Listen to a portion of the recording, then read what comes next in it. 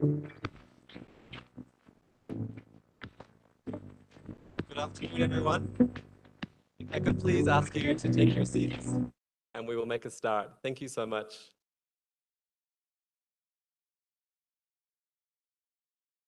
Thank you so much. Please come and take your seats.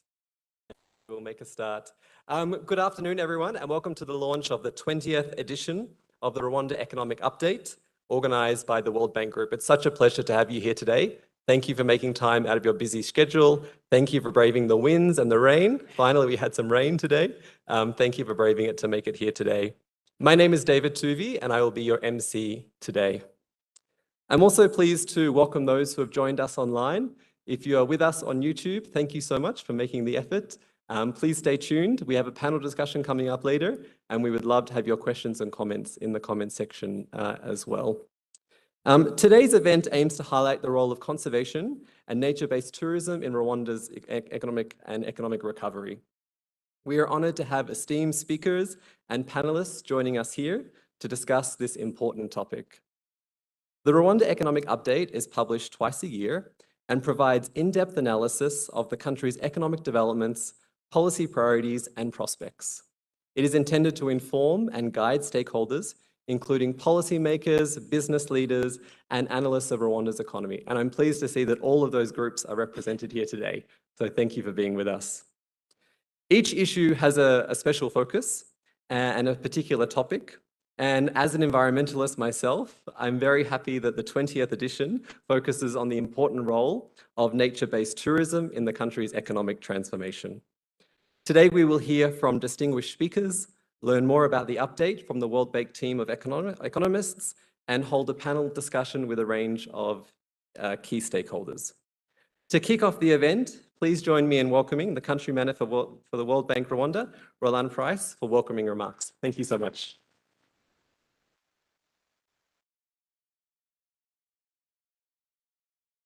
Thank you, David, very much. Miriwe Neza. Honorable Dr. Jean-Darc Mujawamaria,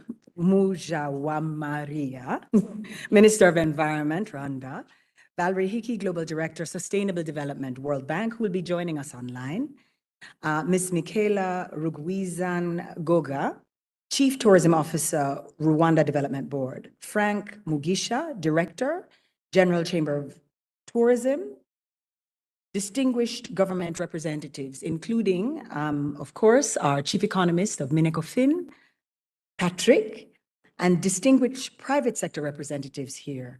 Colleagues from development partner agencies, thank you so much for joining us. Esteemed guests, all protocols observed. I have the pleasure to welcome you all to the launch of the 20th edition of the Rwanda Economic Update. It is particularly special for me because this is the first time we're able to hold this event in person. Since I've been here, I came to Rwanda and took up my role at the end of August 2020, and we have had this event. We consider it a flagship event, the Rwanda Economic Update. We've had it twice a year, but prior to now, we've always done this online. And so it's really nice to see the faces in the audience and to feel the energy of those of us in the room. Apologies for starting a bit late. The update analyzes, as David mentioned, recent economic developments and prospects, as well as providing an in-depth examination of select topical economic and policy issues of priority for Rwanda. And in this instance, with all that we were seeing in the world, on climate, the impact on poor people of rising inflation, etc., we felt that this was a good moment to discuss the climate issue, but its direct links to economic development in the context of Rwanda. The World Bank prepared this report in close collaboration with the Rwanda Development Board and the Ministry of Environment. We are grateful for the contribution of the Ministry of Finance and Planning, the National Bank of Rwanda, and the National Institute of Statistics that gave us the background data on which we built this report. The data, comments, and insights provided by these institutions have given substance and shaped the recommendations that are laid out in this report. The report is indeed a collective endeavor, even on the bank side. It involves staff from several parts of the World Bank Group, the IFC, the macro trade and investment teams, the environment teams, the natural resource and blue economy teams of the World Bank. And so I thank them all because some of them hopefully are also online, being able to see how you receive their good work. My colleagues will be sharing in more detail the findings of the report, but I'd like to briefly mention a few highlights of some of the main conclusions and policy recommendations. Despite a challenging global environment, Rwanda has showed resilience, growing at 8% in 2022, supported mainly by the services sector. This growth was accompanied by improvement in the labor market. The last Rwanda economic update, we spoke a little bit about the fact that employment was very slow to pick up, and we have seen a change in this report. Among the challenges that Rwanda faced, inflation was most prominent, having reached historic highs in 2022, and this was driven mostly by food prices, both imported and local. Rising food prices have particularly affected lower income households who devote a larger share of their expenditures to food and appear to face higher rates of food price increases compared to higher income households. The government of Rwanda has not been still. It has adopted a number of measures to mitigate the impact of inflation during 2022, including increasing fuel subsidies, increasing spending on social protection programs, and increasing the subsidies on fertilizers and seeds. However, the bank puts forward that further measures are needed to protect the poorest and most vulnerable, such as reinforcing social protection policies that were introduced in response to the COVID-19 pandemic, as well as securing financing for emergency cash transfers, providing emergency support to agricultural production, scaling up and improving the targeting of school feeding programs, and strengthening policies to address food insecurity and prevent child stunting. Nature-based tourism, our special topic, this plays a critical role in Rwanda's tourism industry.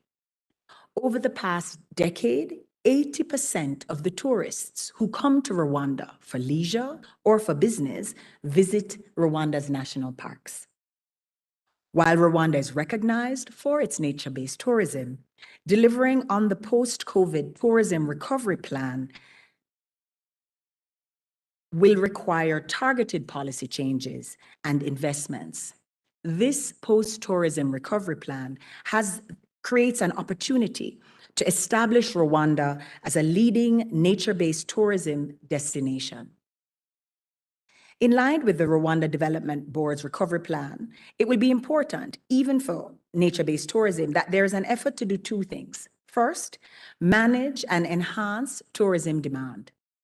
Second, diversify the tourism asset and the experiences.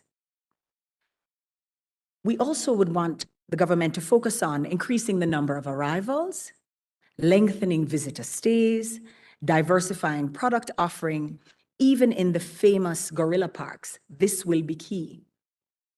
Investments in community-based tourism can support sector diversification and support for SMEs as suppliers of products and services in the value chain. Investments in infrastructure will also be important, especially in renewable energy, transport, and in water. To increase the contribution of nature-based tourism to the economy, it will be necessary to make a concerted effort to protect and manage the natural asset that underpin nature-based tourism and ensure effective benefit sharing with local communities. Reduction in natural vegetation contributes to increased runoff and river flows, impacting water yield and increasing landslides and soil erosion, decreasing infiltration and groundwater recharge. These are some of the negative impacts if we don't pay attention to what is happening here. Communities need to benefit. This could be through targeted opportunities for employment, joint ventures, increasing the funding support from the Tourism Revenue Sharing Program by restructuring revenue allocation. scaling up of government investments, grants, and new financing instruments can diversify Rwanda's revenue stream to support conservation of its parks and protected areas. So for all of these good things, we need money, right? This can be especially important to minimize disruptions from future economic shocks. Collaborative management partnerships are an effective mechanism to promote conservation and generate revenues, as experienced with co-management initiatives with the African parts in Akagera and Nyungwe, and private sector participation of wilderness safaris in Gishwati Mukura National Park. We have very good evidence in the Rwandan context. The World Bank stands ready to support the government of Rwanda to scale up its efforts to conserve its natural assets and sustainably grow the nature-based tourism sector. This actually is a confluence, as I mentioned, environment, finance, macro. It's a confluence of issues and topics on which we work. And we need all of these things to come together in order to make this a success. I'd like to say a little bit, of course, as the World Bank country manager, of what we've been doing so far. Over the past 2 fiscal years, 29% of World Bank lending has generated climate co-benefits. In dollars, more than $395 million in the context of Rwanda. This is the Rwanda portfolio that I'm speaking to. Of this, approximately $232 million was for adaptation. These loans span a range of sectors, including agriculture, urban development, energy, and social protection. In Rwanda, we have also implemented the Global Environmental Facility Financed Landscape Forest Restoration and Conservation Project. Our colleagues from the Ministry of Environment know this as LAFREC, to restore the Gishwati Mukura Park in the Western Province. The LAFREC project supported the restoration of 603 hectares of Gishwati Mukura National Park buffer zone. 32 hectares of illegal mining sites have been repaired.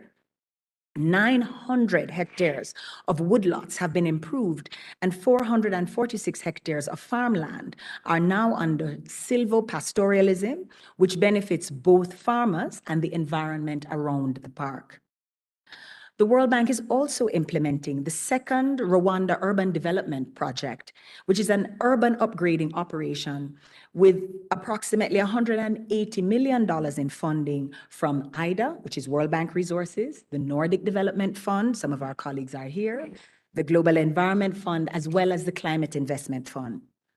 REU20, the design of this project, adopted an innovative approach to urban upgrading and flood risk management. The project interventions are aimed to mainstream resilience from the upper to the lower catchment, including the rehabilitation of 5 wetlands in the heart of the city of Kigali, over 400 hectares. The World Bank is currently preparing the Volcanoes Community Resilience Project. Of this project, I'm extremely proud. It's the first time that the government will be borrowing IDA resources, 50 million, for an environment project, a project that is essentially led by the environment team. But what we will do as the bank is to use those resources to leverage other resources. The project will, among other things, support the Volcanoes Park expansion, over 700 hectares, and leverage additional resources for pro-green investment. It will also look at flooding and catchment and biodiversity. So we're doing a lot. There's also a great deal of technical assistance. My colleague Ellison is in the room. We've been working over the past 2 years on innovative climate financing instruments. And last week we had a fantastic meeting where we brought in a lot of development partners, representatives from all over government, to essentially showcase what is possible and what Rwanda could do to bring more private investment on board. Because everything that we suggest requires money. And if you're going to be practical, you have to think about that. So I've sort of gone on and on, but I'm excited, right, about what it is that we're discussing today. At this point, I would like to pause in my comments and say how very honored we are to have the Honorable Minister of Environment with us. I have to say, every time we call upon Minister Jeanne d'Arc, she shows up, and she shows up in her fashion, which we know is strong and very, very strong on her advocacy. I'm very, very happy that she's with us today. She is really, and most of you know this because she's well known, outstanding, not just, of course, in this role as the Minister of Environment, but in the breadth of her experience as a professional, both on the government side and in academia. The Minister of Environment, Minister Jeanne d'Arc, Honorable Minister Jeanne d'Arc, was ambassador to Russia, rector of the Kigali Institute of Science and Technology, Minister of Gender and Family Promotion, Minister of Education, Minister of State in charge of Higher Education, Minister of State in charge of Primary and Secondary Education in the Ministry of Education. She holds a PhD in physical chemistry, which is also something that always surprises us. We had the benefit of having her speak at our STEM Women Lead series because she's so diverse and she brings to us this rich, set of experiences. Minister Jeanne d'Arc, please come forward for your keynote address.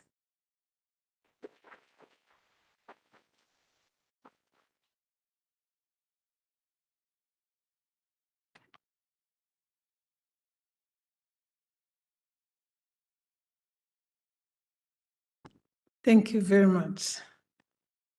I'm very much honored and humbled. Dear Sister Roland, Country Manager of the World Bank, RDB CTO Michaela Rugizangoga, ladies and gentlemen, distinguished guests, friends of the environment, all protocol observed, good afternoon. It is a pleasure to be with you for the launch of 20th Rwanda Economic Update. And I would like to thank the team of the World Bank and all partners for their hard work in preparing this edition. Rwanda achieved strong economic growth in 2022, despite a range of challenges. Not because the challenges were not enough, but because Rwanda sees opportunity in every challenge. Rwanda is like a giant tree. As you all know, storms make trees take deeper roots. That is Rwanda. However, this growth was not evenly distributed, and rising food prices have had a significant impact on many. Excuse me. As we recover from the impacts of the pandemic, it is important we put our best foot forward. That is why I am pleased this edition of the Economic Update focuses on the potential of nature-based tourism to strengthen our economy and create decent, well-paying green jobs. Tourism is a major source of Rwanda's foreign exchange earnings and is a critical sector for our economy. Nature-based tourism, which accounts for 80% of leisure and conference visitors in Rwanda, helps us to protect biodiversity and adapt to climate change. But we face significant challenges. We need to find ways to strengthen gorilla tourism without negatively impacting these majestic animals of their habitat. We need to ensure our natural assets are well protected and prevent the risk of infectious disease. We also need to ensure communities are always at the heart of our conservation efforts. To address these challenges and unlock new opportunities, the government has recently introduced a new biodiversity law that promotes the wildlife economy. This law provides an excellent opportunity for the private sector to take advantage of Rwanda's natural assets while protecting them for future generations. We need the private sector's participation in financing and operating facilities to support the growth of nature-based tourism. This means introducing innovative financing methods to secure the necessary investment and removing subsidies that contribute to environmental degradation. We also need to build on the successful revenue sharing scheme to ensure communities are fully benefiting from the conservation of our natural heritage. We must unlock new opportunities and community-led enterprises that generate revenue from tourism and sustainable management of natural resources, including forests and wetlands. This will help create jobs, not any jobs, but green jobs, mitigate illegal activities, and reduce the unsustainable exploitation of resources. In conclusion, I call on the private sector to take advantage of the opportunities of nature-based tourism in Rwanda. We need your support to finance and operate world-class facilities, improve the management of natural assets, and realize new opportunities for communities. For example, I'm looking for someone from private sector to come and manage our Nyandungu Ecotourism Park. Please come on, come on. Together we can create a sustainable tourism industry that benefits everyone and ensure the long-term success of the sector. I thank you very much.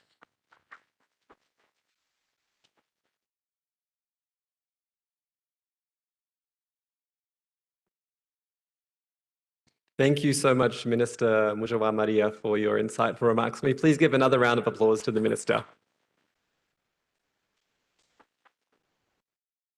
I think the call to action to the private sector was clear. So for those of us in the private sector here today, I hope you are taking notes. It's now my pleasure to move on to the next aspect of the event today.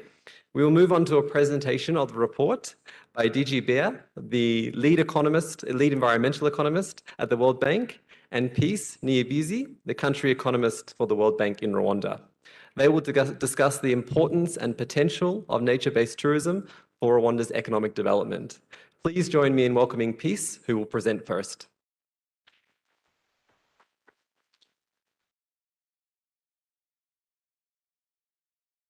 Honorable Minister, dear participants, all protocol observed, good afternoon. Before I start my presentation, I would like to acknowledge the contribution of the big team that contributed to this report on top of National Bank, National Statistical Institution, RDB, Ministry of Finance that provide us data. We have, some of us are here. We have Calvin Rofak, who's there. We have Elson, who's on the other side. We have DG who's going to present with us. We have Peter Katanisa, we have George Kalisa, we have Erwin, we have Lorit, we have Hassan, Irving, and Anna Spencer. We have also our lead economist, Philip Shula, who looked at the whole structure of the report. Thank you to the whole team. So my presentation, I will be presenting the first two parts of the report. We seem to have three parts now. We have the recent economic development, and we have the potential social and economic impact of the high inflation we experienced in 2022. So from those two parts, we have the main message, where, as Honorable Minister said, and Roland, despite challenge that Rwanda faced, the economy remained resilient, because there were a lot of challenges that Rwanda faced in 2022. We noted that mostly the growth was spurred by the revival of tourism sector, and I think that's guided us to think about the special topic about the nature-based tourism. So when we realized that, we said, okay, let us now talk about the nature-based tourism, because we're seeing the importance.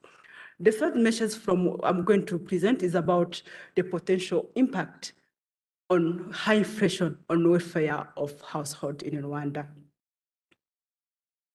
For the recent economic development, as my predecessor said, Rwanda faced a number of challenges in 2022. The first one was external, and it was mostly linked to the global environment, which was not favorable to all economies, developing or developed countries, where we faced some challenge from the COVID recovery, where the demand was higher than the supply, but it was mostly exacerbated by the war on Ukraine, where we had the shortage of supply from those two countries that were involved, especially Russia and Ukraine. The second one, I think, which was mostly hard to Rwanda, was the poor agriculture performance, where we had problems with rain, and where rain was, we couldn't find enough fertilizer to have enough production. Despite those challenges, as I said, Rwanda showed some resilience.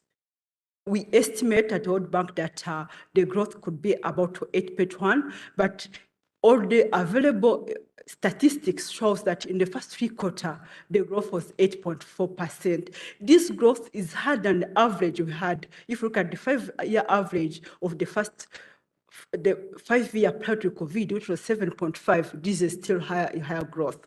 And mostly, you can see that the early indicators of the last quarter also point to higher growth in 2022. That's how we can confirm that Rwanda will have about 8% growth in 2022. As Roland mentioned, so in the previous World Economic Update, our concern was about labor. But we could see, like, the statistics we do have of the whole year, the labor market is improving. The labor participation has increased, and also you can see that there have been some job creation, especially you could see some sector linked to tourism. As the tourism was recovering, they spurred job creation for themselves and other sectors such as trade, transport, technology, which mostly are linked to the tourism. You've seen the report where we said that when the tourism is doing well, other sectors will benefit from that. As I said, the service was more important to our economy, spurred, I wouldn't repeat much, by the tourism, which was coming from a 2-year decline. We had a decline in 2020, but also 2021, we continue to have that decline because of movement restriction across the world. But when we had the world reopening, also Rwanda benefited from that. As the miracle, we had the Chogamo meeting, which hosted over 5,000 visitors in Rwanda. So to some extent, they contributed to that revival. So we also acknowledge that agriculture and the industry did not perform well as it was in the previous years, especially I said about the rain, but for the industrial, because it also includes the construction didn't perform well in 2022. So in the next presentation, I will talk about the potential social impact of high inflation. So when you look at the data available, we realize that mostly, though other factors contributed, but the most contributing factor is about food prices, mostly domestic one. Why? Because maybe in our consumer basket, the share of inflation, the food is high. I would say that in rural area, it's about 40, it's more than 40%, while in the urban area, it's about 27%. You would understand anything touching food prices will always have an impact on high inflation. So, and as I said, we look at some like staple food that had decline in 2022. You might say that we have a maize, that declining, Irish potato declining, beans and vegetables. That's the high, that the ones that showed high declines, but we can see the ones also that increased, the increase was not as much like to cover or to counterpart the effect of the decline we had in those stable food. So we looked now the impact, how that inflation has impacted our household, because we know like in rural area and in the urban area, the share of food is not equal. As I said, in urban is about 27, but for in rural it's about, I think, 45 or 48. So when we look at the impact, we find that it's regressive and it affects more poor household, especially in the quintile 1 in a rural area, but you can see even the effect on the rural area is still high if you compare to even the people in the quintile in the urban area. We realize that most people are affected in the rural area. The other issue we look at it, we looked at how that inflation compared to the poverty line that we do have. With the report is that in the report we said that that high inflation could have a negative effect on the poverty gain that we had in the previous years. I might see in that graph in some districts that have where the poor people live, like, for instance, Rutiro, Bulela, Ngololelo, they had high prices. Those prices are used, we have a database of low market prices. We looked at it and we look at how could be the potential effect. We look at that where poor people live, it's where they experienced high inflation, which means there might be some effect on the poverty gain we had in the previous years. The same applies for stunting. Also, we looked where we compared the price and the stunting. We also realized that districts with high rate of stunting also experienced high inflation. This also could have an effect on gains we had over the last 5 years, where we had the stunting declining from almost 40% to 33%. So with this, where when there is no food on the table for everyone, also the children are affected and can also exacerbated the stunting. As Roland mentioned, government did not cross their arms. They take some action to mitigate the impact.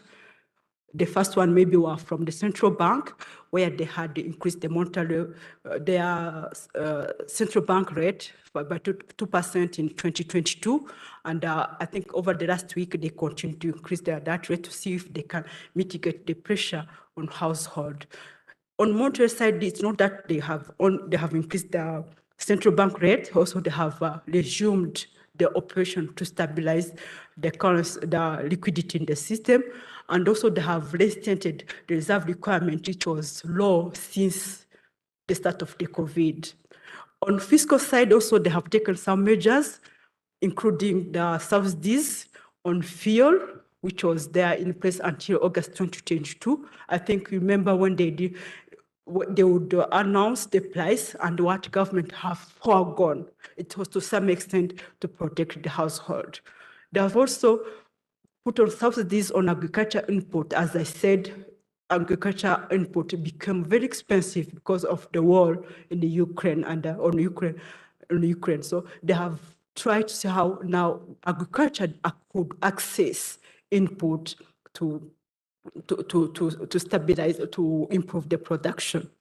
And also they have put on increase their spending on social protection to protect some vulnerable household by almost 4% of GDP in this fiscal year. So for short measures, the government also have taken some action, and we do recommend them to strengthen them because they have done something on that. But in the report, we said if this is strengthened, they could protect the poor household. So now most of them is like the new, to continue the measure introduced in response to COVID, also to provide some emergency support to agricultural protection, even the farmers, not only maybe to support the production, but also look at the farmers who have been affected by low production. So we also recommend that they could scale up and improve the targeting of food, school feeding, and strengthen policy to address food insecurity and to prevent child stunting, particularly about the expansion of the yearly child development centers. So for the outlook, we are confident that Rwanda will continue to grow, but the rate will be a bit lower than what we had this year, last year, and the recovery of from the COVID pandemic. Why? Because there's still challenge, not only internally, but also externally. We still see that the global economy is not peaking well. I think from the recent World Bank projection or IMF projection, everyone is saying that the global growth will be again lower than last year because challenges are still ahead. So Rwanda also is not an island, in the same global environment. It will be affected to some extent because, for instance, if you do have our export, we not have the required demand for that. And also if we import, to some extent, we can import expensive than we have done this year. So we are confident that over the next 2 years, 2024 and 2025, the growth will go back to the historical average, 7.5, because we expect that inflation will decline as we have improvement in production. And we expect that the construction of Bugesera Airport to some extent will help to support the global economy. Thank you for your attention. May I invite my colleague Digit to continue the presentation. Thank you.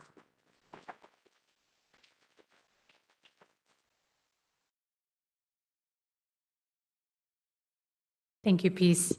Honorable Minister, distinguished panelists, esteemed participants, all protocol observed, good afternoon.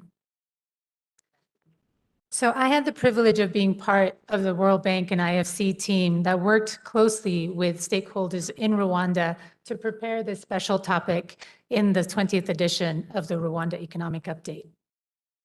And on behalf of the team in this presentation, what I hope to outline are 3 key things. 1, what do we mean by nature-based tourism?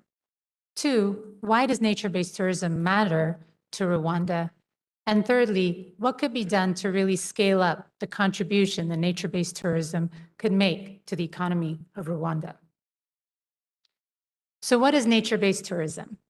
Nature-based tourism is defined as tourism to experience natural resources in a wild or undeveloped form.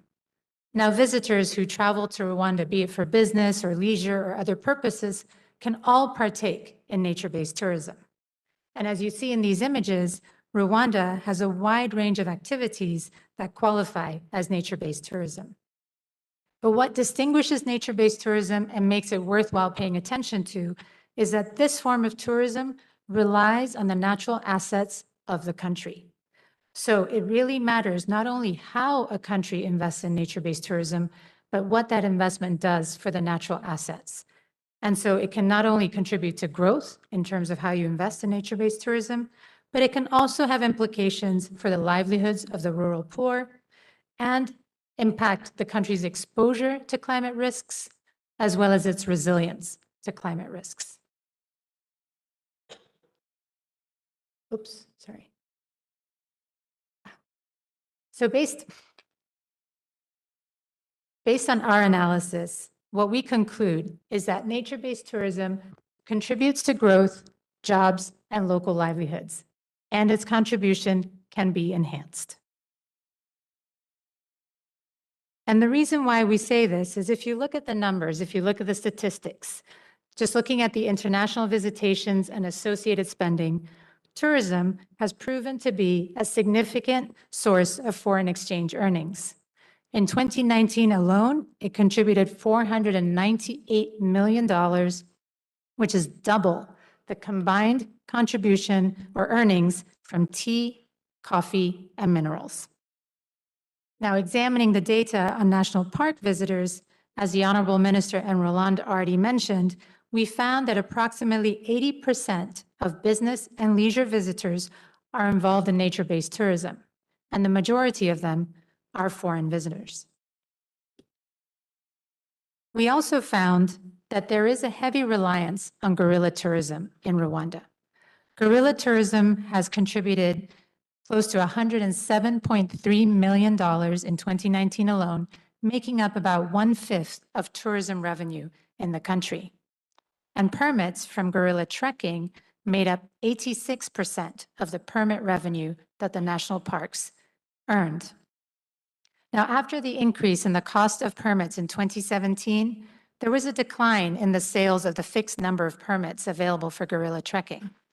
Although the revenue from permits continued to remain high, the increase in permit costs did have spillover effects. We found that it started to impact bed night occupancies, as you see in the graph on the left, which started to decline, especially in Volcanoes National Park, underscoring the importance of developing other offerings within and outside parks. Now, in terms of benefiting local livelihoods, we already heard how the government of Rwanda shares part of the revenues from national parks with local communities via the Tourism Revenue Sharing Program, or TRSP. This program, between 2005 and 2019, distributed close to $4.2 million, with the majority of the funds spent on infrastructure projects among impacted communities. Now, these funds are targeted to what are called zones of influence that encompasses about 14 districts or 51 sectors around national parks. And while the TRSP is aimed to benefit all of these districts and sectors equally, our data reveal that the funds have been concentrated in a few districts, as you see here again on the slide. In terms of jobs, globally, tourism is known to create formal, higher quality jobs in the sector and in related sectors such as food and accommodation, transport and storage. And in the food and accommodation sector specifically, it tends to employ women. So this is really an area which is of great attention in the tourism sector. Now, while there's no formal data on employment in the tourism sector in Rwanda, we used labor force survey data and locations of existing accommodations to approximate what the employment is in related sectors. So what you see here in the maps that are red and orange is really where the concentration of jobs are with regards to tourism, the darker color being where there's more employment and the lighter color being where there's less. And one point that's worth highlighting is when you factor in nature-based tourism, the distribution of jobs is not concentrated only in Kigali. You do find employment opportunities in other parts of the country, although it's somewhat concentrated. The other thing we know about employment in nature-based tourism, or investments rather, in nature-based tourism, is that it has a multiplier effect. So we tried to assess with the green map here what that might be in Rwanda, and found that if $1 million were injected into nature-based tourism, it could create more than 1,000 direct and indirect jobs, again with the geographic spread that's shown here in the green map. Now, while there's a lot more work that's needed on this topic, given the data limitations, this gives you an indication of the potential there is with regards to job creation. So in summary, nature-based tourism is already contributing to growth, contributing to employment, and contributing to the livelihoods of communities. So as Rwanda explores options for expanding tourism in order to meet the ambitions for the sector in Rwanda Vision 2050, and also the post-COVID recovery, there should be consideration given to expanding nature-based tourism, not only because of the contribution to growth, jobs, and livelihoods, but because it can support inclusive development and also help address climate change. So what would be necessary if you were to scale up nature-based tourism? And here the Honorable Minister already stole my thunder by articulating very eloquently all that we need, but let me try and re-emphasize what she said. So firstly, managing and growing the assets. The different national parks have been degraded to the extent that close to 65% of their size is literally lost. Activities such as poaching, deforestation for farming and settlements are threatening wildlife and degrading habitat. In addition, Rwanda, with its exposure to climate events, is highly susceptible to flooding and landslides, which damage the capital investments. Soil erosion, which is a serious environmental problem, has already been estimated to generate a societal loss approximating $475 to $800 million per year. So to tackle this, we need to expand the parks and establish a network of protected areas and buffer zones around parks and reserves. And such an expansion of area can ensure the ecological integrity of the area and enhance the opportunities for nature-based tourism and community engagement in conservation. Another element that's critical here is park management, and we've heard about some models already today. Park management that improves management, ensures law enforcement, invests in conservation, and promises self-financing will be key. And this is already achieved through collaborative management partnerships, or CMPs, similar to the one that the minister spoke about earlier with African parks in Akagera National Park. There's also a need to think about the land and the natural resources that underpin nature-based tourism. Large-scale landscape restoration will be imperative to reverse the degradation and the associated loss of ecological services. And such measures not only benefit nature-based tourism, but again, they contribute to the country's agenda on climate adaptation and mitigation. So effective landscape restoration will also require land use planning, which focuses on conservation of biodiversity and maintaining the ecological integrity, which is going to be key for an effective restoration agenda. And the government should really consider developing a strategic investment for landscape restoration and conservation framework that will be central for determining the types of private and public investments needed that can help not only determine how to use different and innovative instruments, be they payments for environmental services or innovative capital market instruments, or even public resources in order to deliver on this agenda. It will also be imperative, as you already heard, to diversify the offering of nature-based tourism. Currently, there's a very heavy reliance on guerrilla tourism for foreign revenue earnings, and we've already seen that this may start to reach a saturation point. Diversifying the nature-based tourism not only helps mitigate against risks, such as saturation points, but it also can buffer against external shocks like climate change and the pandemic. And the graphs on the top talk about some of the reductions in revenue that resulted from the pandemic and could result from climate change. Moreover, diversifying the offering in nature-based tourism really contribute to tourism, the tourism agenda as articulated in Vision 2050, which will require visitors to nearly double the duration of their stay and triple their spending. Now, based on Rwanda's Vision 2050 and the post-COVID tourism recovery plan, new tourism segments will shape the future of the tourism industry. And Rwanda's tourism destination management areas, or DMAs, that are in the map here on the slide, as defined and demarcated by RDB, can play a significant role in determining how nature-based tourism features in this diversification. The DMAs, as you see in this map, have national parks as their key axes, and how these destinations are connected with each other will determine the potential of nature-based tourism. What is evident, and I'm sure this is more so to all of you who live here than me, is that Rwanda has the potential to create tourism circuits that connect different attractions. For example, through water-based activities on Lake Kivu, the Congo Nile Trail, the river-based adventure sports on Rwanda's rivers and wetlands. There would also be value in considering regional coordination around nature-based tourism and expanding the linkages between diverse activities with neighboring countries in the region.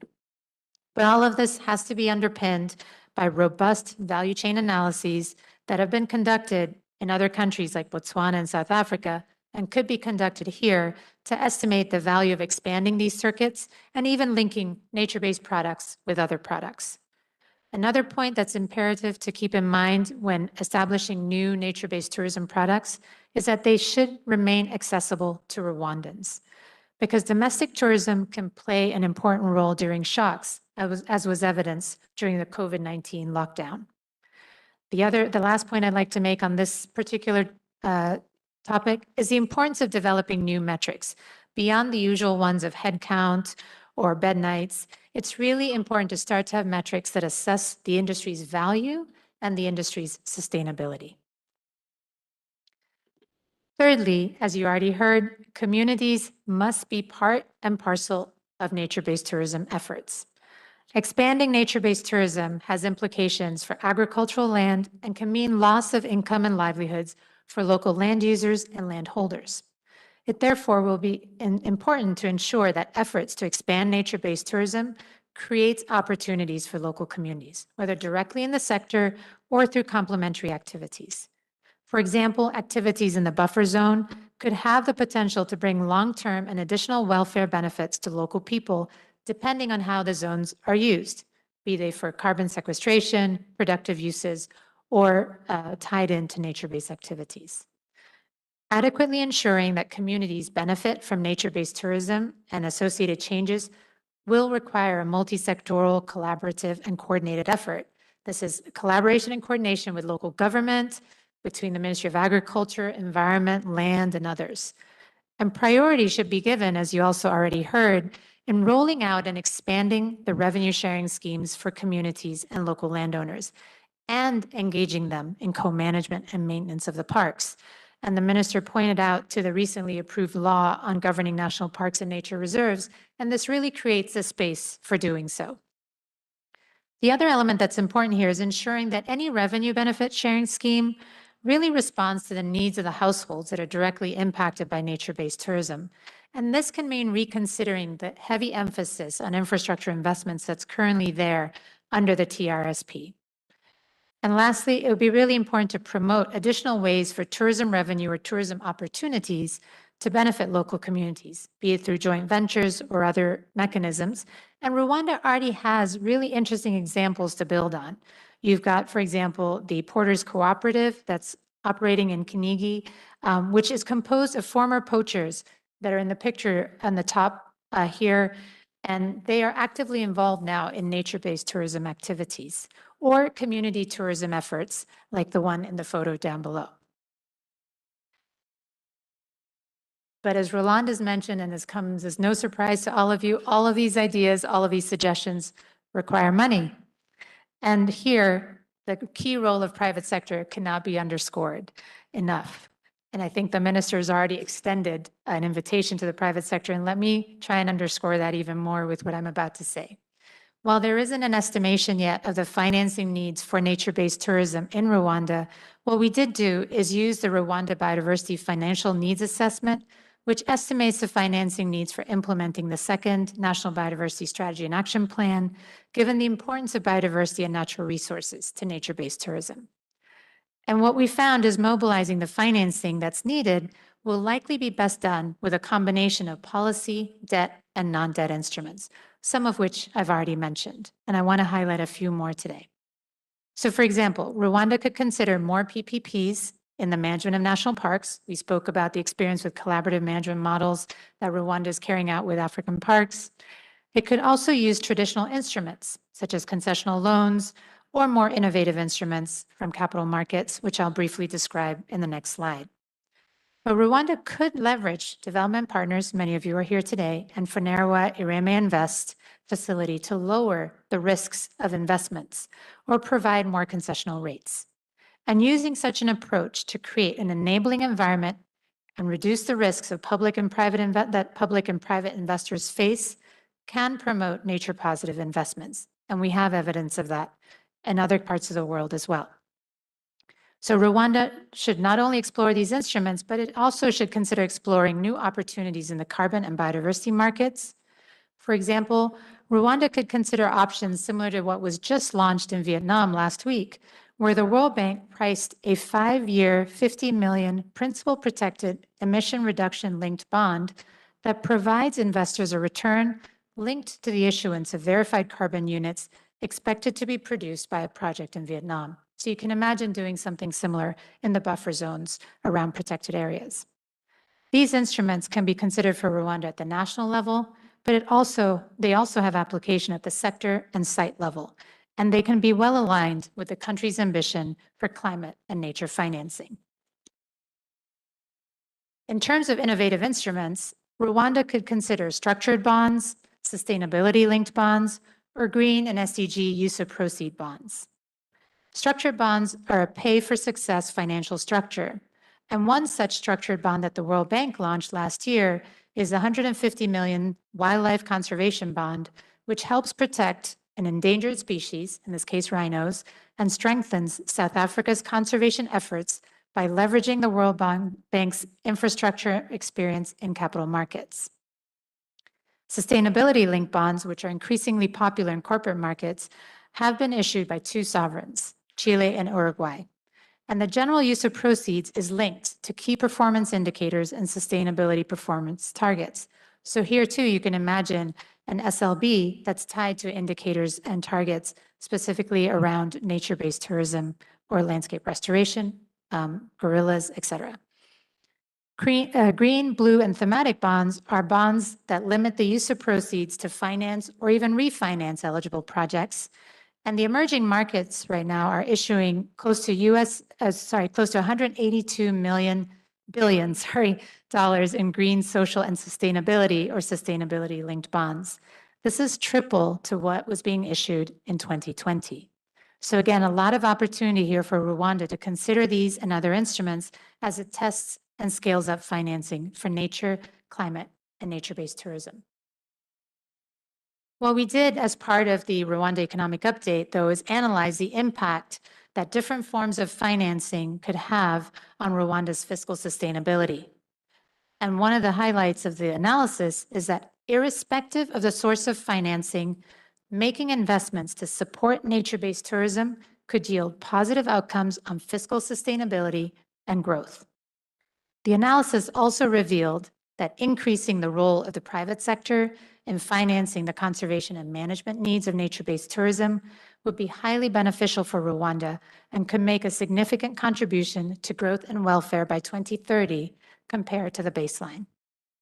So in summary, investing in expanding nature-based tourism can result in growth, more formal and quality jobs, including for women, improved local livelihoods, and greater climate resilience if done well and through partnerships.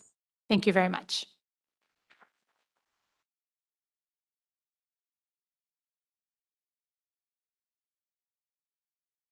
Thank you so much, Peace and Digi, for that insightful presentation. I think just as Rwanda's biodiversity is rich, the 20th edition of the Rwanda Economic Update is also rich.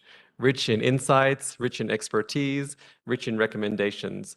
So I would really encourage everyone to download the report.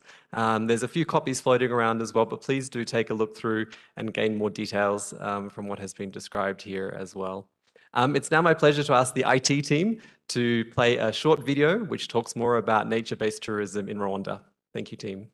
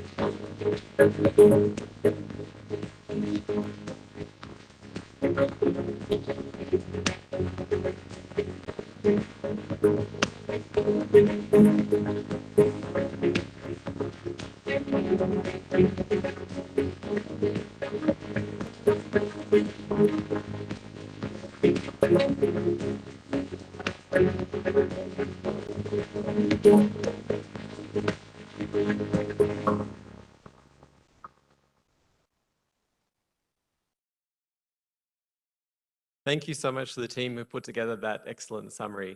And I hope those who are following us on YouTube also followed closely as well.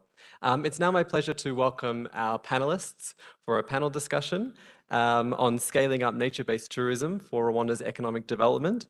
I would first like to ask Honourable Minister, Dr. Jean-Darc Mujowa-Maria, to join us on stage. Thank you.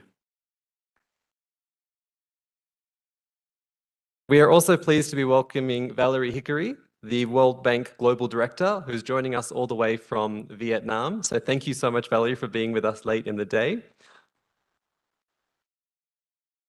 I'd like to welcome Patrick Hitayezu, the Chief Economist at the Ministry of Finance and Economic Planning.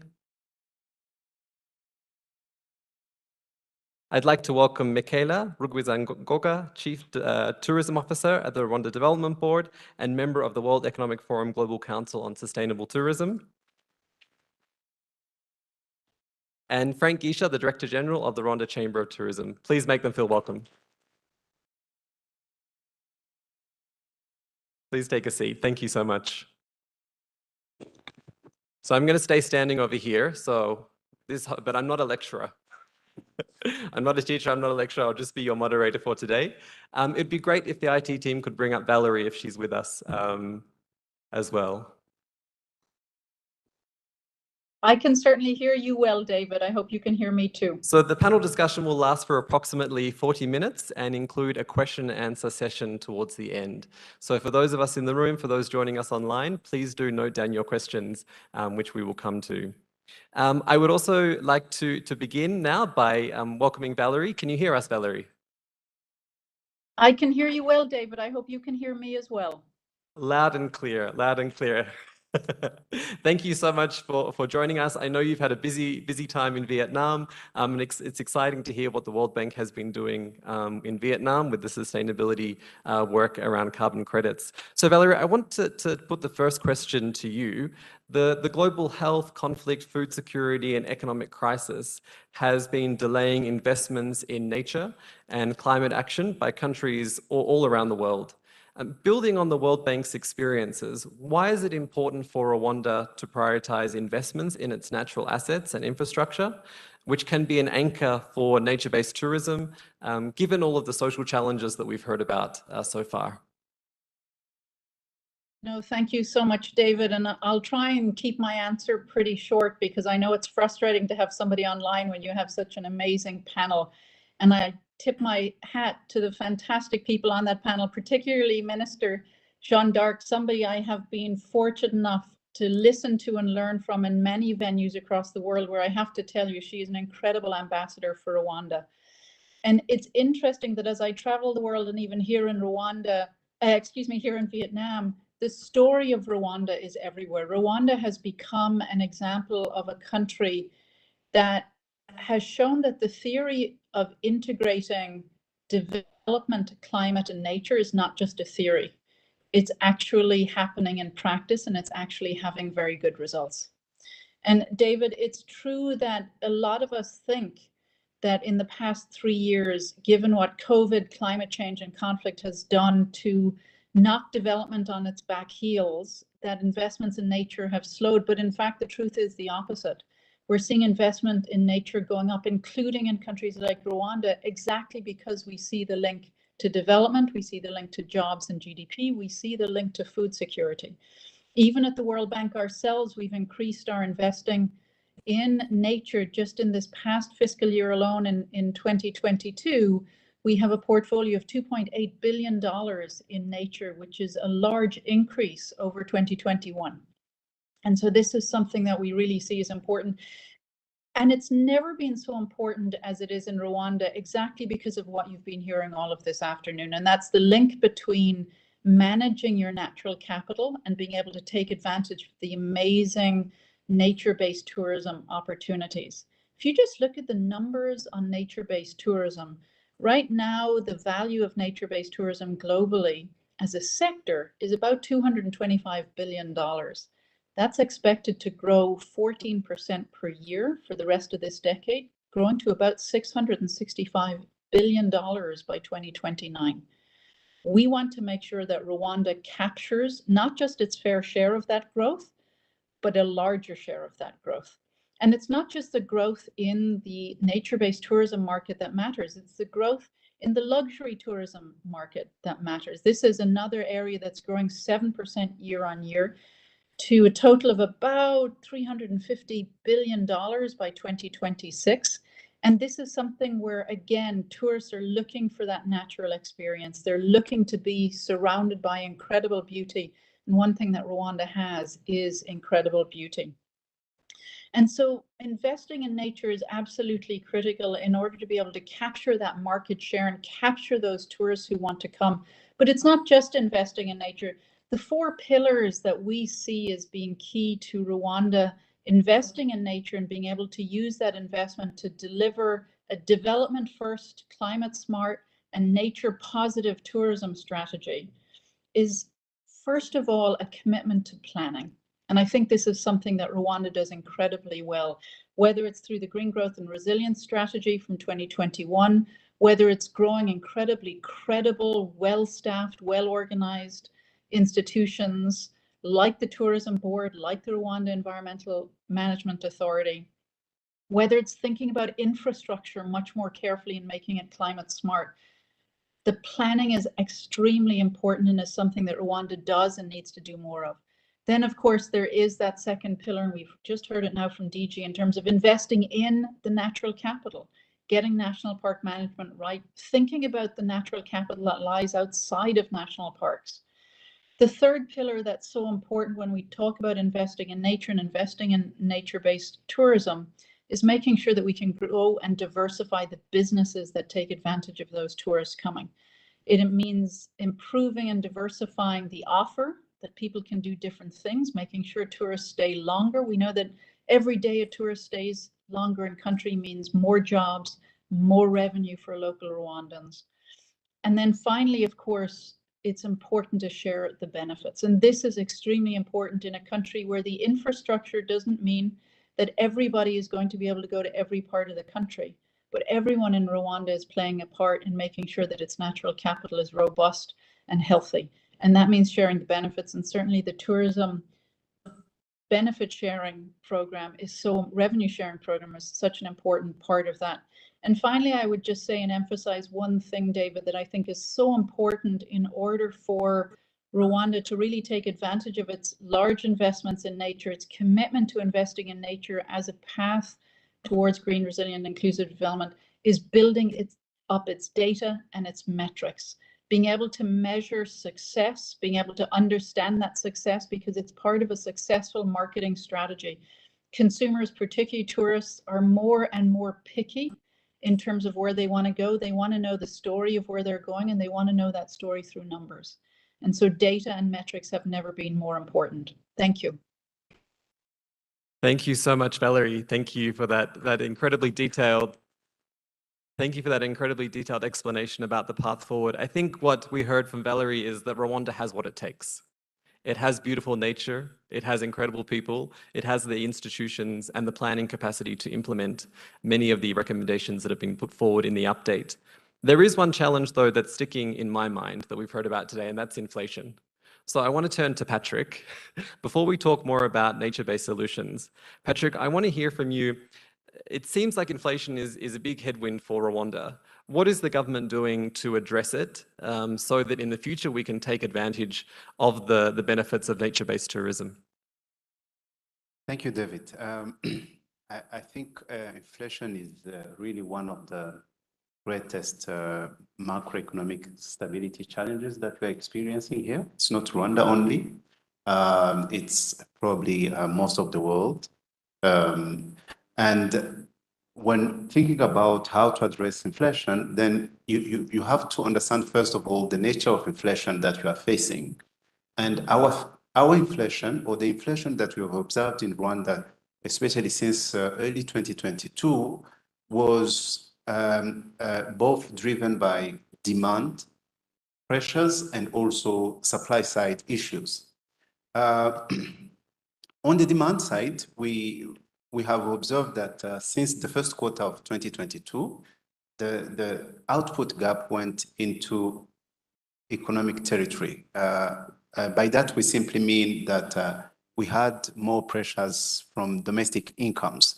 And this is related to the fast nature of economic recovery that we observed since the aftermath of the COVID-19 pandemic. And to address that issue, the central bank has been very, very proactive, tightening its monetary policy stance almost now 5 times since then. So the central bank has so far increased the central bank rate by about 250 basis points since the outbreak of the inflationary pressures. Now, another side that is very key of this inflationary episode is related to supply side challenges. The poor performance of agriculture, the change in terms of trade for commodities, for imported commodities, those were the key challenges that now the government also had to tackle. Now, we had several measures that were put in place. Some of them were short-term, some others were long-term as well. I can cite a few of them. I know we have a long list in the report itself, but on the agriculture side, I would, for example, mention the fact that we are considering, or we have actually already increased the land under land consolidation in season A 2023, the current season. And also the government has been very, very proactive on the fertilizer market, negotiating prices and also increasing the part of government subsidy in fertilizer prices. So again, we have also increased the amount of inputs that go to agriculture production. In the long term, we are fast tracking the projects. Some projects that are geared towards domestic fertilizer production and also looking at the feasibility of strategic reserves for fertilizers. That's probably what the Ministry of Agriculture is currently busy doing, but also we have some targeted measures on the fiscal side, on the budget. So the central budget has been reallocated. If you have followed the recent budget revision, you will notice that we have increased significantly the amount of the budget that goes to social protection through various instruments that were aiming at increasing not only the coverage of our social protection programs, but also the benefits themselves. We have also increased the grants that go to decentralized fiscal entities, the districts, in the form of increased teacher salaries and also increasing the school feeding program budgets. That one alone amounted to about 1% of GDP. We also had the battery of trade-related measures. You remember right at the onset of the pandemic, there were a significant amount of speculative tendencies on the market, and you may all recall how the government stepped up to make sure that those speculative tendencies are muted. We have continued that, and also the Ministry of Trade has managed to put in place measures to reduce the share of edible oil imports from Malaysia and Indonesia, and increasing imports also from neighboring countries like DRC. We've also managed to avert an oil export ban from Egypt. So the diversification of import sources also continued by exploring alternative sources of sugar imports, which significantly contributed to muting pressures from sugar imports. We have. Is it long? Yeah. Just to come, I think what we're hearing, and it's fantastic to hear all these examples, is that the government of Rwanda is being very proactive across a broad range of sectors and a broad range of industries. I think another area where the government of Rwanda is proactive, which we've heard from Roland, we've heard from Valerie, we've heard from Peace and DG as well, is in environment protection. The government recently just revised its green growth and climate resilience strategy, and it was approved by Cabinet just a few weeks ago.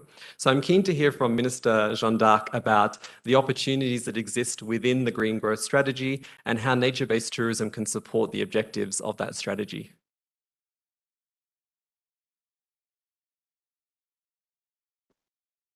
Thank you, Dave. Rwanda's Vision 2050, under the goal to attain high quality and standard life for Rwandans, takes into account that growth and development will follow a sustainable path in terms of use of and the management of natural resources, while, of course, building resilience to cope with climate change shocks, climate change impacts, that we all see that the climate change is real in Rwanda. And the revised green growth and the climate resilience strategy under its thematic area, the third and fourth, sustainable land use and natural resources management, and a vibrant, resilient green rural livelihood, respectively, put natural asset at the heart of everything, every growth, every development that we are having. So the national strategy for transformation had also prioritized to promote sustainable management of the environment and natural resources to transition wonders toward a green economy, targeting forestry, land, water, environment, and of course, without forgetting climate change with natural capital accounting practices which are adopted to track the total economic value of natural capital for enhanced evidence-based decision-making. The mentioned national strategy direction on natural asset preservation and management creates a strong base for eco-tourism opportunities for different investors across nature-based investments, like in forestry, in agriculture, land restoration, wetland protection, and wider landscape interventions. Example of few investment, like Gishwati Mukura National Park, which was restored by the Ministry of Environment and handed over to RDB for attraction of our tourists. The Nyandungu Ecotourism Park, which has become a rank for the city resident, and current plans to expand Volcano National Park, because the inhabitants of Volcano National Parks, which are our cousin gorillas, have grown big in numbers and big in size. So they need enough space to play, to grow. And of course, we have different initiatives that can be duplicated across Rwanda for our landscape to really give us economic growth. Thank you. Thank you so much, Minister. I think the message that I'm hearing quite strongly from you is the Ministry of Environment is committed. The Ministry of Environment, the policy framework is there for the government to take advantage of nature-based tourism. I want to turn now to you, Michaela. It's clear from what we've heard from Roland, from Valerie, from the team, that we need money. That we need dollars, we need francs on the table to implement many of the recommendations that have been put in place. I'm keen to hear from you about what are some of the ways that the private sector can invest in nature-based tourism, and what are some potential successful examples that we can draw on from Rwanda's experience so far? Thank you, David. Good afternoon again, everyone. First of all, I would like to mention that when it comes to our sector, the tourism sector, nature-based tourism is 80% of our activities. Rwanda has positioned itself as a luxury-based, low-volume tourism. We want to deliver exceptional product and services, and we focus every day on environmental sustainability. Now, some of the successful partnerships that the government of Rwanda has put in place over the past years are, one, the partnership with African Parks, and I'm very happy to see our colleague here. If she's in the, she can wave. Don't be shy. Yes, you can clap for her. It's been an amazing partnership. In 2010, government of Rwanda signed a PPP with African Parks to manage Akagera Park. 10 years after, we signed another partnership with them to manage Nyungwe Park. And we're quite satisfied with how the work has been going so far. So we keep encouraging and we keep looking for such strong partners to ensure that our parks are well managed, especially in light of the current expansion we are seeing with the Volcano National Park and so on. But also, as it's been mentioned before, Nyandungu Eco Park, which is a city park, which is within the city of Kigali, is also an example of potential collaboration with the private sector. And here we really invite companies to take advantage of all the commercial activities that are adjacent to the park, which are hospitality, restoration, leisure, games, and so on and so forth, that can happen around that. Nyandungu is a flagship project. It's a lighthouse, but we are in the process of developing other wetlands, and so it will keep growing, and growing. So I think this is what we can mention for now. Thank you very much. Fantastic. Thank you so much, Michaela. I think Nyandungu definitely is the shining light, and I think a minister looks very happy to hear Nyandungu being spoken about in this context of private sector opportunities. I want to now turn to the private sector. I want to turn to you, Frank, at the Rwanda Chamber of Tourism. The report and the update talks about a number of incentives and programs that can be implemented to support private sector investment in nature-based tourism. Do you think they're enough? Or what more could the government and its partners be doing to encourage private sector investment in the space? Thank you, David. And once again, congratulations to the team, Roland, and whoever played a role and to put together this economic update. Such an interesting question. Do we, as private sector, think that government is doing enough, government actually, and other policymakers and stakeholders, development partners, the bank and others? I would say yes. I don't want to rank at what percentage. I think this would be a puzzle, but it's an economic update. You can use numbers. It's okay. When we're talking, if we say nature-based tourism, aligned to numbers like 80% of those travelers to Rwanda, and and the funding at policy level, by the way, as I've started by mentioning, at policy level, be it government, RDB, and development partners, excellent job. But the bit to make it a 360-degree assignment or role that we complete the circuit, we need more private sector engagement. And this private sector engagement, I always love it when I compare our sector to other sectors like agriculture, where always attention is paid to. But again, when you're looking at tourism and what we sell, we're talking about numbers as 80%, but more than that depend on nature. That's why insights I'm sharing right now will be aligned to responsible tourism or sustainable tourism. Actually, is there more that the government could be doing? Is there more that the government could be doing? We have the minister, we have the chief tourism officer sitting next to you. What would your asks be to them? This is it. The Chamber of Tourism, what we do much more is, of course, advocacy for a favorable business environment, but also capacity building.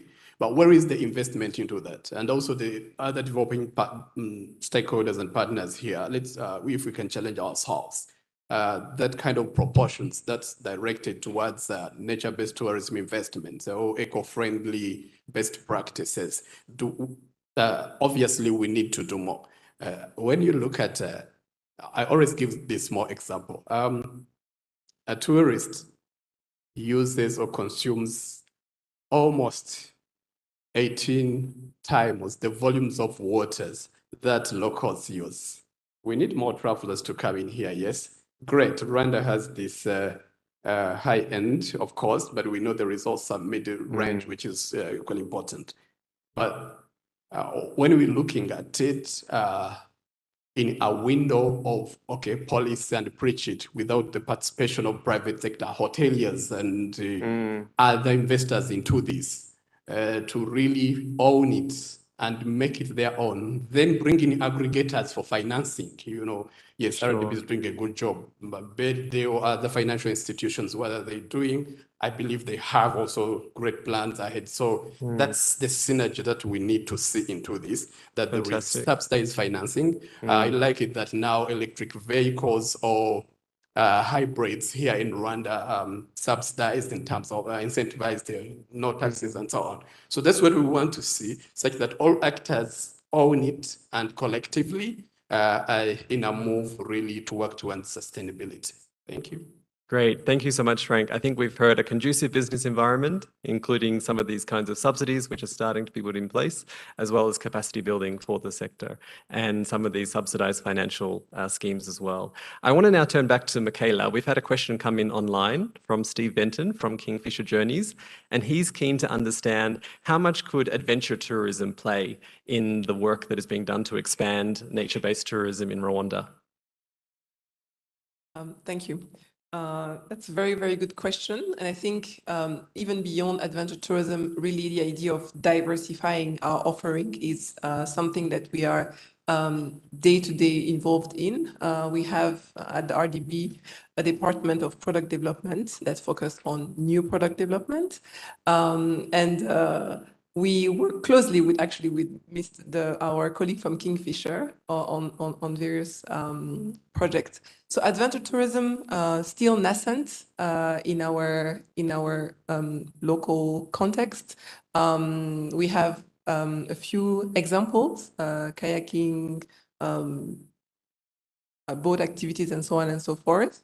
But there's also an important aspect of putting in place standard of safety, security, training the guides, making sure that we avoid any unwanted accident, and so on and so forth.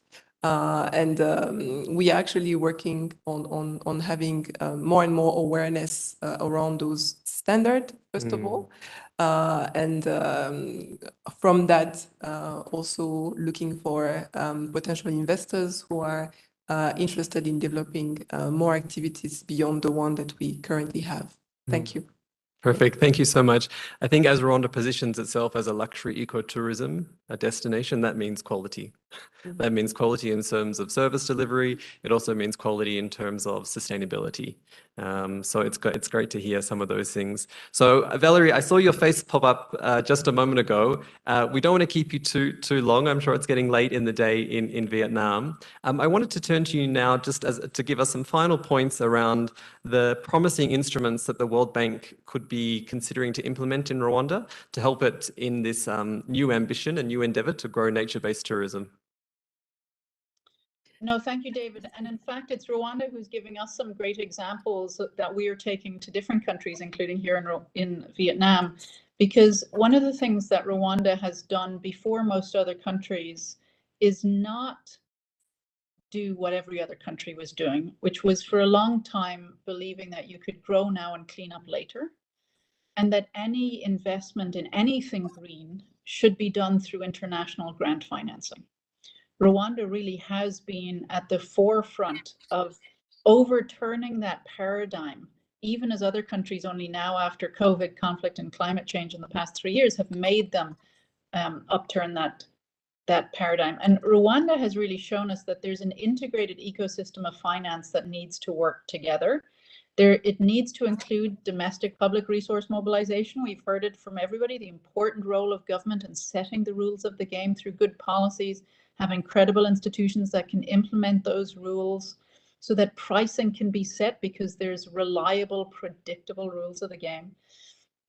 Domestic public resources are so important for infrastructure, not always for the capital investment originally, but certainly for the operating costs of that infrastructure to keep it climate resilient, again, keep it reliable and safe. Then, of course, there's the importance of private capital mobilization, and you've talked about that. We've all heard about that this afternoon, and it's so important that we get a very vibrant and liquid small and medium-sized ecosystem, whether it's in the nature-based tourism sector or any other sector, because the private sector is who generates jobs, and it's important that it's strong and it's robust. But both domestic public resource mobilization and private capital mobilization can be underpinned by what Rwanda has done really well, which is strategically use international public financing, including from partners like the World Bank.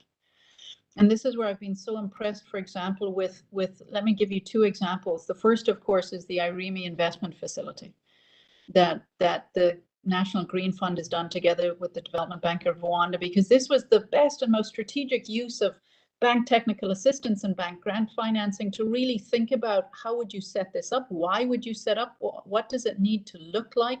How do you build it? How do you build it so the financing will come?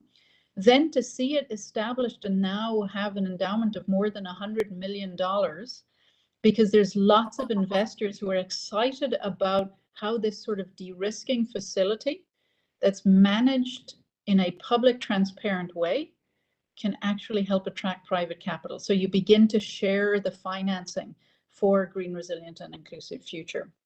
So I think the REU investment facility is a great example of that ecosystem of finance where you combine public resources and the rules of the game and building a credible institution with using international public finance in a very smart way to attract private capital.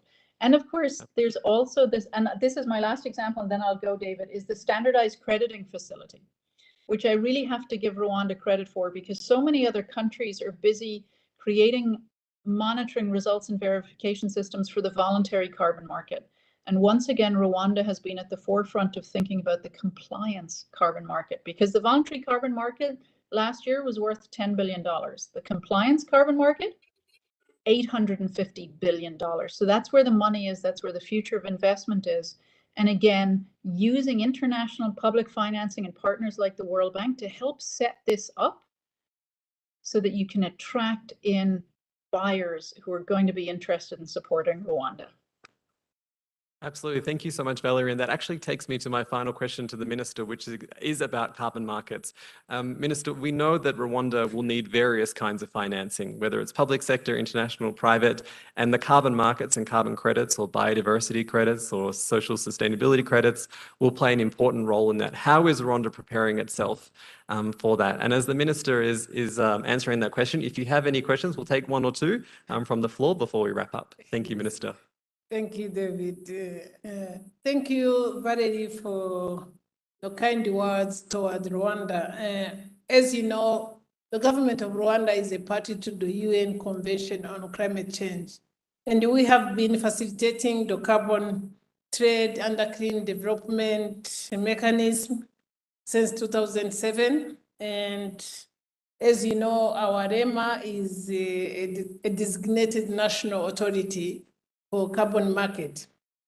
So by December 2020, more than 2,250,000 carbon credits have been issued to Rwanda from the Clean Development Mechanism and the voluntary carbon market.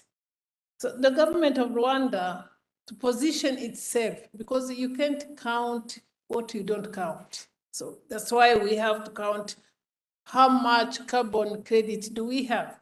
So we are working with various partners, and I thank UNDP, and I'm glad the head of UNDP Rwanda is here. We thank you very much. So we are elaborating modalities, guidelines, procedures for national framework for the implementation of the Article 6 of Paris Agreement under the consultants provided by UNDP. We thank you. So we developed Rwanda's carbon emission trading and readiness framework under the Article 6, because as I said, you can't count what you don't count. We have to count how much carbon credit we are having. And by April this year, the consultants will be, the result will be ready. The government of Rwanda will have the following deliverables, which will enable us to harness the carbon market opportunities. One, carbon stocks or potential of Rwanda from key selected sectors. Review of policy, institutional, legal and regulatory frameworks for carbon markets in Rwanda. And we will have the manual procedures for carbon market, and we will have governance structure of carbon markets under that Article 6 of the Paris Agreement. And we will have centralized accounting and the reporting platform and the operational online carbon registry and training modules and training report after training various stakeholders in Rwanda, because we have even to continue to train our people to understand what carbon market is. what carbon credit, because I'm sure our financial will need to understand what carbon market is. The government of Rwanda also piloted one carbon credit accounting methodology known as standardized crediting framework with the World Bank. Thank you, sister. This methodology is going to be used through the host country agreement Rwanda is going to sign with the World Bank, and Roland is behind it. Thank you. In all, understanding our potentials and creating legal and regulatory framework, as well as national registry, will help not only to promote transparency and environmental integrity, but also to add value on the quality of carbon credits from Rwanda, hence the carbon investment in Rwanda. Then our economy will grow with another element of carbon market. Thank you. Thank you so much, Minister. I think that's a fantastic place to officially end the panel discussion, but I would like to ask if there's any one or two burning questions before we head to the final segment. I feel like we've had very good explanations from our panelists. Okay, great. We have one question at the front. Thank you. If you could stand and introduce yourself, thank you. Okay, my name is Mohammed. I am a counselor from the Egyptian embassy here in Kigali. It's an honor and a privilege for me to serve in such a beautiful country. And maybe 25 years ago or 20 years ago, I was working in tourism in Egypt. I was actually a tour guide. So that's why my ambassador sent me today, because I have a passion for this.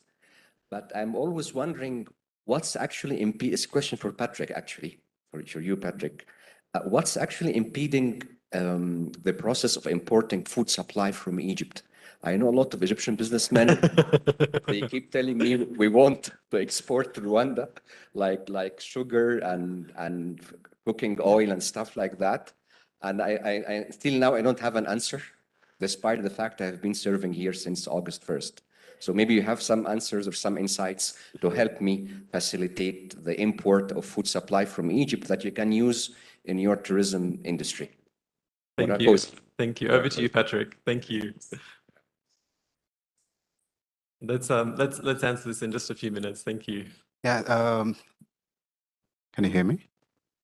Thank you so much. We do import stuff from Egypt, foodstuffs. You know, we have a larger share of our edible oil imports from Egypt, and I'm sure probably trade specialists and analysts know even much better about other products that are imported from Egypt. But what I can mention is that in a bid to increase the economy-wide resilience of the, you know, against all these shocks that come, we have initiatives that are ongoing to increase trade, especially inter-Africa trade, and one of them being the AFCTA. And we hope, you know, through such initiatives, we are going to see a growing number of activities, export and import activities between Rwanda and Egypt. But again, probably a trade specialist would have given a much more precise and better answer, I guess. Thank you. Thank you, Patrick. Before Minister, I think, has a word as well. Thank you very much. Of course, he's a diplomat. He's doing his job. So, he wants us to import food from Egypt. It is better we have, a mutual benefit, export and import. We can export knowledge from Egypt, how you use your skills to grow food in almost, if I can say,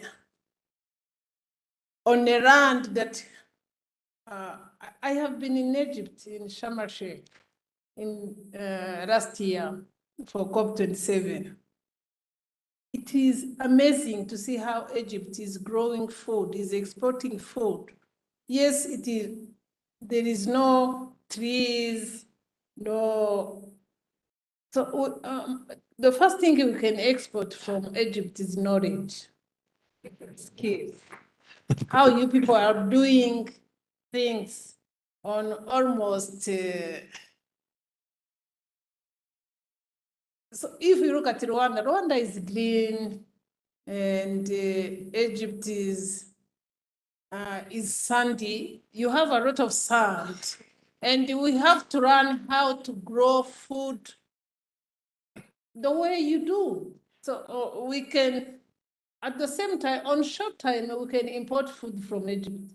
But at the long term, it's better to import skills, knowledge, and then we will exchange them. So we export what we have that you don't have. We will export a lot of things. I'm sure from RDB we will get a lot to export to Egypt. But let us use the opportunity of South-South cooperation and import skills and knowledge from Egypt, the way we are importing skills and knowledge from other countries, from Israel, for example. And we will be happy on short time to export what we don't have, but for making sure that we become resilient after importing knowledge and skills from Egypt. Thank you. Thank you so much, Minister. Before our panel goes, I want to, the weekend is coming up. It's only a few days. Oh, we have one more question? Okay, we'll take one more question and then 3 more questions. My name is Fina Kaisanabo from USAID Rwanda. My question, I hope it's a short one. If one of the panelists could elaborate on the linkages between, we heard a lot of very good positive impact of natural tourism-based on increasing jobs, growth.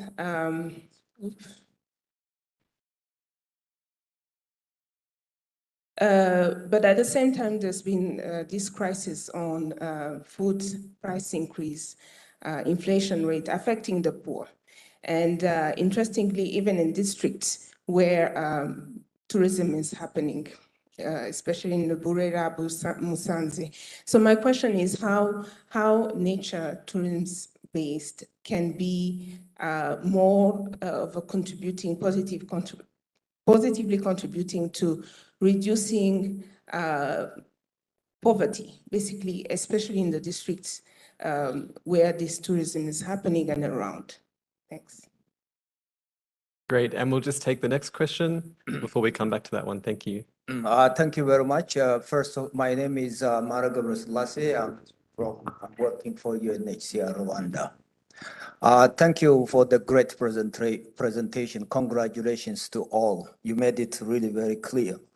It's very amazing to see also the contribution of tourism, particularly nature-based tourism to the economy of the country. I think is very significant and it's worth investing in this sector. Honorable Minister, I think you outlined very well about the carbon credits. My question is also an extension. I think I know REMA is working on it. And of course, the guidelines and the policy will make it very clear.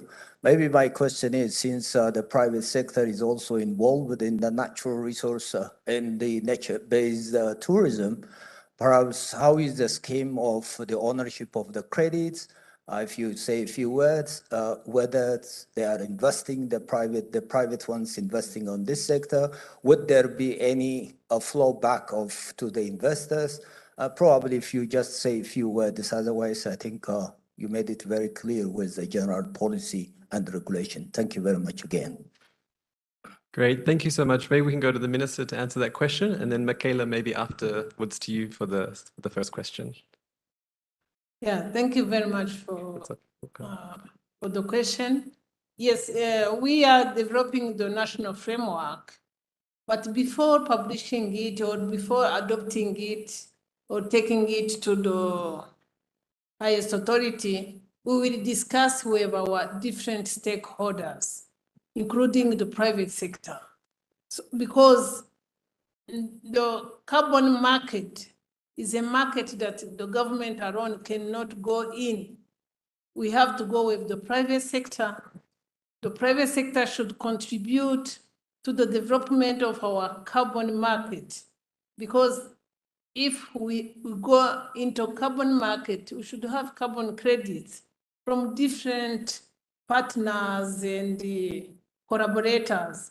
And private sector, how they can contribute to that carbon market is to invest in those activities that have really carbon credit to sell on the carbon market. Like when we are talking about development of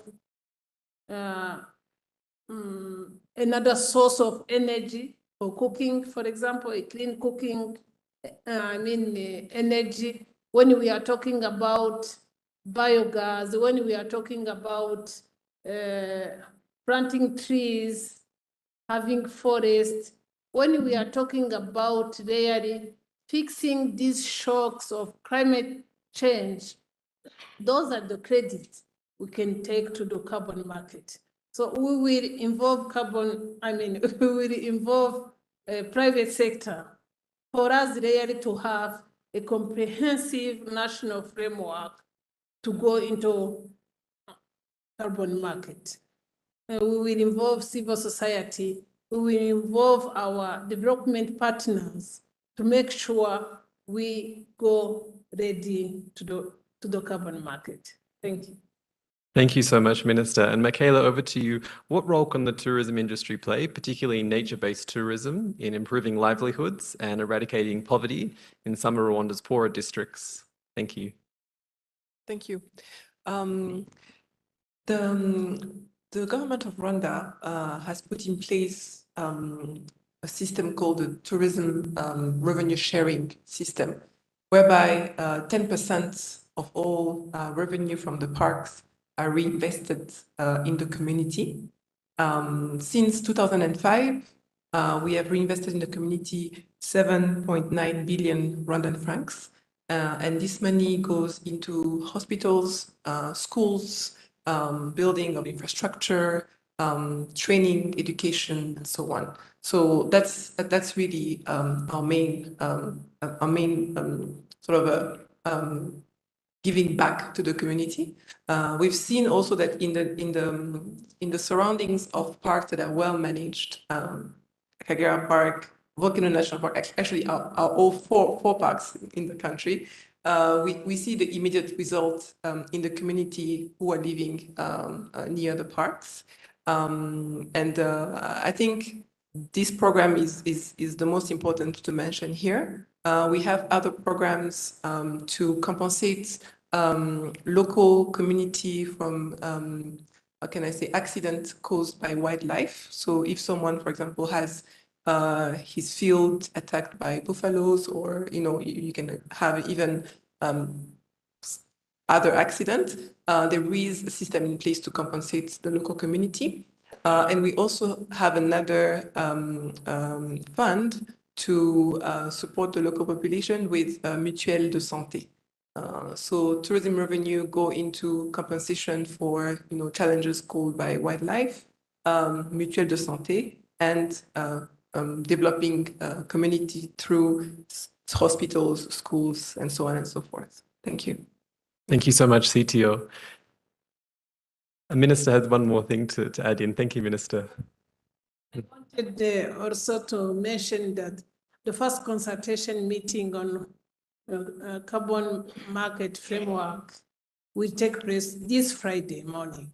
We will have a breakfast meeting hosted by the ministry, REMA, and UNDP to discuss about our national framework. Friday morning from 8:30 to 10:30. Thank you. Thank you, Minister. Consider yourselves invited. We'll go to our final question at the back of the room. Thank you. Hello, thank you so much for this insightful discussion. I think one challenge which I see that can arise in the tourism sector could be from the competition from the neighboring countries, right? Like, do you have a strategy to publicize and promote tourism to people all over the world in a better way than the other countries which are already developed a lot more, like, So do you have a way or a strategy or a framework pre-decided for it? Thank you. Before we turn to see you, could you introduce yourself as well? Thank you. Yes, I'm Navya and I work as a consultant in the agriculture team in World Bank. Fantastic. Thank you so much. Let me hand this over to Michaela. Thank you. Yes, so if I understand the question correctly, is how do we promote the destination abroad? Do we have innovative strategies that are potentially a little more innovative than some of our neighboring countries or competitor countries? I like to say we work in a collaborative spirit with our neighboring countries, but also the continent at large and the world at large. Rwanda has specific tourism characteristics that are unique to us. The volcano region, the gorilla, in the gorillas in our volcano national park, other assets that are unique to us. Our size is also unique in its own way. And that's why over the past years, the decision was taken to focus on low volume, high quality tourism. And the approach we have, yes, we have a clear strategy. We work with market representative in various countries. We have market representative in the US, which is our first source of tourists. In the UK, second source of tourists, and also strategic partnership. So you've seen the Visit Rwanda logo, probably, if you like football, on Arsenal, PSG, and basketball. We have a partnership with the NBA, so with the Basketball Africa League. And we also participate in some of the top global fairs globally. So the World Travel Market, Pure, those in Cape Town and so on. So we have a whole annual agenda of fairs that we attend, and it's been the case for the past 20 years.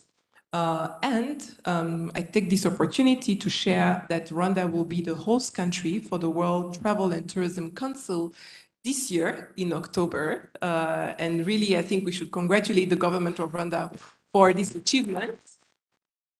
It is the first time that the World Travel and Tourism Council takes place in Africa. And the message that our CEO Claire Kamanzi, had in Riyadh last year was to say that it's not just WTTC for Rwanda, it's really WTTC for Africa. And we also, take this opportunity to invite all our fellow, friends from across the continent and ministers of tourism and, for the event in October. Thank you. Fantastic. Thank you so much, CTO. I have one final question for our panel, and I'm going to start with you, CTO. Of all of the nature-based tourism experiences you can do in Rwanda, when the weekend comes around in just a few days, which one would you recommend for the team to do here? Just one. I'm not allowed to single out one experience, but I can list at least three, depending on the time you have. So let's structure. I like to be structured. I'm an engineer, so if you don't have much time and you're in Kigali, of course, Nyandungu Eco Park, number one. If you have a bit more time, 3 to 4 hours, and you want to get, a little bit outside the city, you can go to Muhazi and experience, the lake, kayaking, boat activities. And if you have 2 or 3 days, then all the way to Kivu Lake or the national park and visit the gorillas, which is Thank you so much. Patrick, what is your one suggestion? What does an economist do on the weekend if he wants to enjoy nature? I think gorilla is basically the best experience you can get as far as tourism. is concerned, in my personal view. So I would wish to go there once and twice and as many times as I can. Thank you. Fantastic. Guerrilla trekking. Yes, Michaela. Sorry, I forgot to mention the big fives in the Akagera National Park. The big five also, if you have 2 days, 1 or 2 days, that's on your list. But if you don't have time to come out of your house, you can watch Arsenal. Exactly, exactly. The Arsenal fans are happy. Frank, over to you, and then Minister will come to you last. You mean what to do in What's your favorite nature-based tourism experience in Rwanda? everything? By the way, maybe I forgot to mention this. What's not nature in tourism? I think everything's nature-based. So from Akagera to the north to Kivu Belt to the beautiful hills in Karongi, all those, I mean, you have like a complete experience. I would want you to, if you are a guest, to stay even longer. And by the way, you mentioned about something to do with livelihood. That was pinching, community engagement. Sure. And the private sector, actually, during these 2 years, we have initiated and empowered what is called the Rwanda Community-Based Tourism Actors. Great. And these are the ones now driving, identifying opportunities around these parks. Sometimes we're like, Fantastic. hey, you can do this, but naturally they know what they can do better regarding, generating income, driven projects. Great. And So that pair has the played pair a the role. community with nature. Of course. Fantastic. Minister, over to you for the last word. For me, everything is beautiful. So whenever I come out of office, when I feel tired, I take my bike, I go to Nyandugu. I cycle for the 10 kilometers, 3 times 30 kilometers. So whenever I have time, I go for car-free day, I bike, and sometimes I go for mountain hiking. And of course, when I'm a bit exhausted, I sit at home and I watch Arsenal.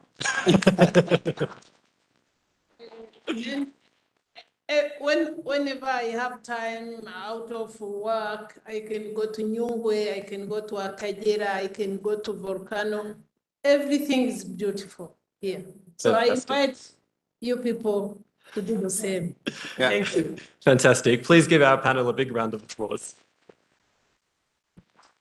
I'd now like to hand over to Roland to give us final remarks. If the panel could remain where you are, we'll do a group photo after Roland's closing remarks. Thank you.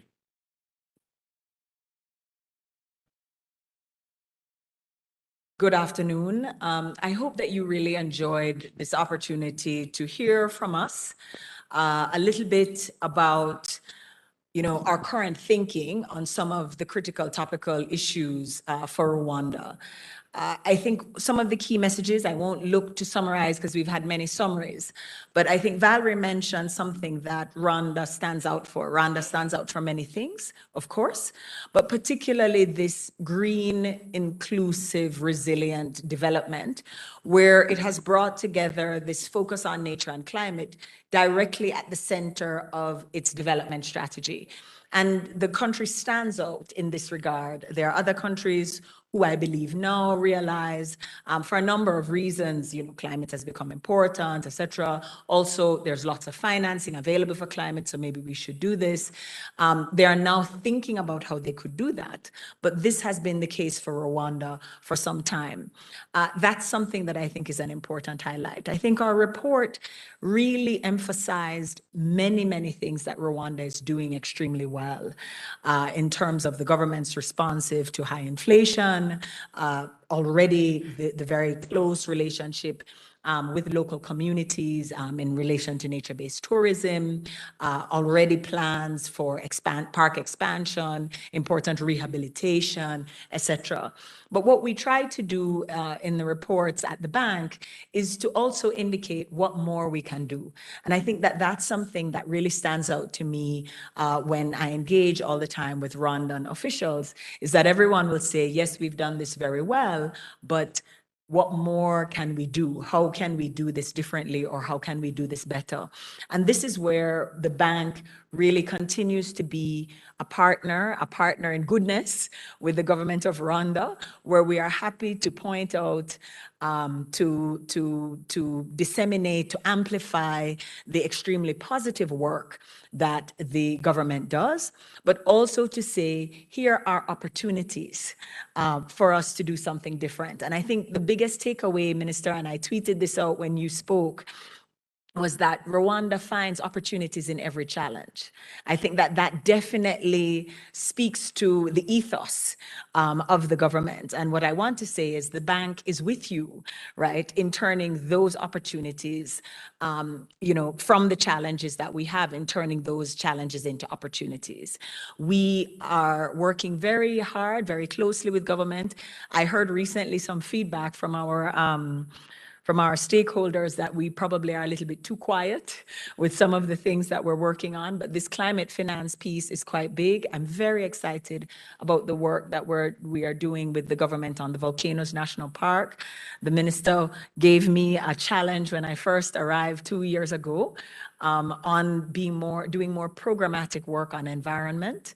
And we were both very happy when the Minister of Finance decided that they would walk with us in this way.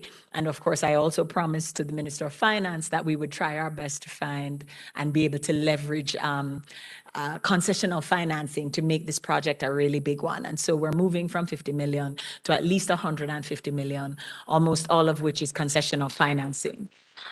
So extremely exciting work. We hope that we'll be able to take forward some of the recommendations in the report with the government and with some of our development partners who are here. And, thank you all for coming. You can look forward to one of these every 6 months, and they will be in person. And of course, our team is here. If there's further discussions that you'd like to have on the content of the report, we are available for that. Murakoze cyane.